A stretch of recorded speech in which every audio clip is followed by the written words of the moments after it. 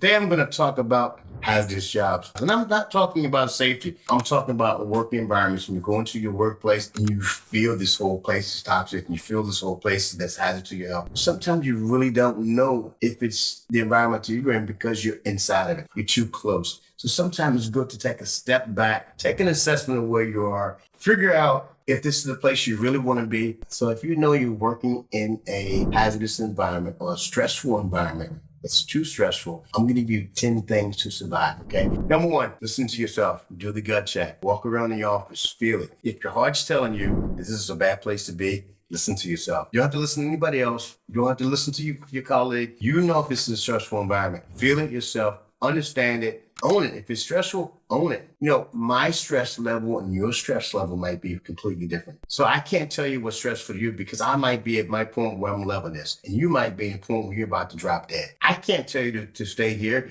because you have to follow your own inner voice. And this is not working for you. Flag it up to yourself and put an action plan in for yourself to get out of it. If you're working in a really, really hazardous environment or really stressful environment, make sure you hit all your deadlines. Don't be late. Don't be late to meetings, answer emails, set up reminders. You really need to be on top of your deliverables. Don't give anyone the opportunity to come at you because you didn't deliver. Those are the key things in any type of environment like this. They look for weaknesses. They look for an opportunity to come after you. So make sure you follow up with all your deliverables. And if you don't understand what the deliverables are, make sure you ask lots of questions. Number three, document everything, okay? If you know your boss is crazy and this guy's a micromanager, a screamer, and they like to call people out, make sure you document everything. Put everything in emails. Try not to have a lot of public interaction if it's not needed. So even if you do have a conversation like that, go back to your computer, send a quick little follow-up email. As per our conversation, you want me to do A, B, and C, or as per our conversation, I'm going to follow up on A, B, and C, and I'm going to give it to you on this date. And let your boss come back and say, yep, that's what I said. Now you have a record. Now you have some written communication of what you guys were talking about.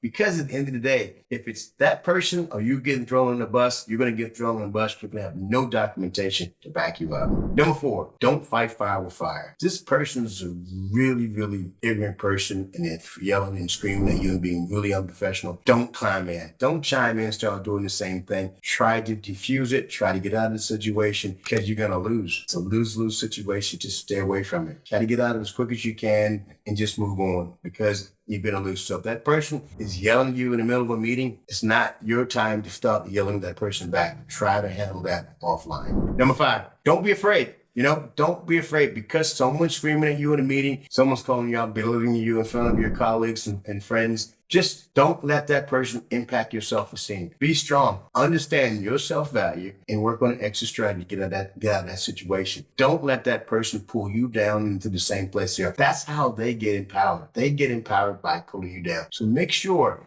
that you keep your esteem as high as possible. You understand what your worth is. You keep moving forward. Try to have a conversation with your boss, right? Pull your boss on the side and say, look, this is really, really stressful. See if there's some other avenue that you guys can work together on toning it down a little bit. Tell them that it's really bothering you and you really like your job. You really like it there, but there's a couple things that, and don't point it and say he, or she. Just say the environment. Try to make it broader. Try, and this person will get it. They're smart enough. But to try to not be so pointed if you can, but try to get your point across so that person understands that this type of environment is not conducive to you. And if it doesn't change, that you may have to part company. Number seven, if that doesn't work, that one-on-one conversation doesn't work, then I suggest you go to HR. And if possible, if you have an ombudsman, then you make a formal complaint to the ombudsman and just lay it out. At this point, if you need to go to HR, it's a really, really bad situation. You need to go to the ombudsman, it's a really, really bad situation. I look at those as I shouldn't say last resort, but you're getting to the last resort. But look, if those avenues are available, utilize them. Don't be scared. Utilize them.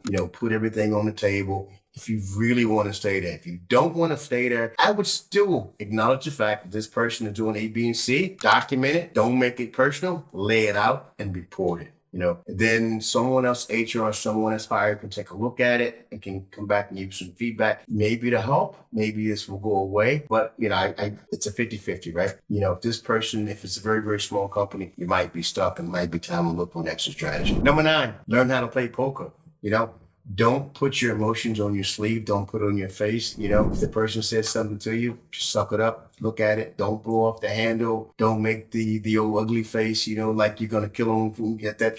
I can't wait to get this person. Smile it off. It's just a job. And there's thousands of jobs out there. So if this person's really getting you that angry, get out of it. Just get out of it. But you don't have to put your emotions on your sleeve.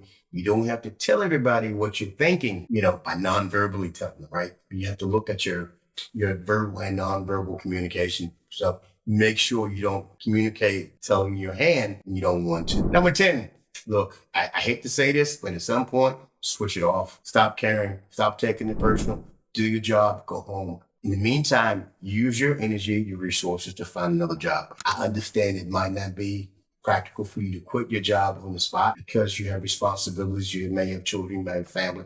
So you may need to find another job and then go. Do your job, be professional while you're there. Make sure you get all your commitments. Make sure you do the right thing and be professional. And don't say I'm only going to do the very minimum. It's just going to be a way to get you out. And you're going to spend more time and energy trying to do the minimum than just doing your job the way you're supposed to do. And it may be, maybe that person gets a transfer or something could happen in the middle, and then a new boss comes in, and then you can show, all the work that you've been doing. But I would clearly start looking for an exit strategy. I wouldn't take it personal. Don't take it personal, right? If you have a bad boss and this person is really up your yin yang, don't say the person's mad at me because he doesn't like red hair or he doesn't like Italians or he doesn't like whatever, right? Everybody's had a bad boss, and it doesn't mean that person hates whatever. Give everybody the benefit of the doubt that this guy or this girl is just a bad boss, okay? Just leave it at that. It's a bad boss. Everything doesn't have to turn up to some big ugly thing. Even though you might think it, try not to go there. Try to say, I got a bad boss, and just move on. And I think that's the best way. Last but not least, learn everything you can, right? You can learn a lot from a good boss. And just as importantly, you can learn a lot from a bad boss. Bad bosses will teach you what not to do. So when you become that leader or that boss, you can reflect back to some of the things this person did that you know not to do in the future. You know how it made you feel. So clearly you would want to carry that, on those characteristics to you and to your future job. You want to pull out the good attributes. And even though this person might be complete bozo, if you look hard enough, you'll still be able to find some good things about this person, because everybody's not completely bad. I really, really believe, even though the worst of the worst, if you look close enough, you'll find something good. So try to look at the positive aspects of that person. That person got to that role for a reason. You can look at one of my other videos that I've done on the different types of bosses, but this video is clearly talking about you have a bad boss, and these are some of the things you need to get out of it. I hope you enjoyed this video. I really enjoyed making it. I would really love to talk to you guys on one-on-one. That's my passion, is to be able to talk to people and help people along the way. If you like these videos, please hit the subscribe button and go over to my website and book some time with me. Thank you. Bye-bye.